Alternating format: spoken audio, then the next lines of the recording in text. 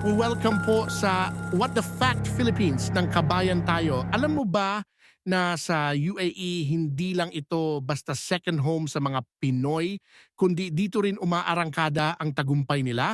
Marami sa ating kababayan ang namamayagpag dito sa iba't ibang larangan, mula negosyo hanggang arts and fashion. Sino ang bida sa international fashion scene?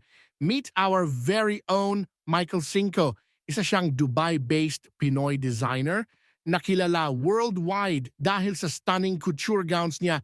Imagine, nag-dress siya kina Beyonce, Lady Gaga, set J-Lo. Dati lang siyang overseas Filipino worker pero ngayon sikat na sa luxury fashion industry. Grabe, 'di ba? Patunay lang 'to na kahit saan pa tayo dalhin ng tadhana, kayang-kaya nating magningning. Imagine if we could chat with him sa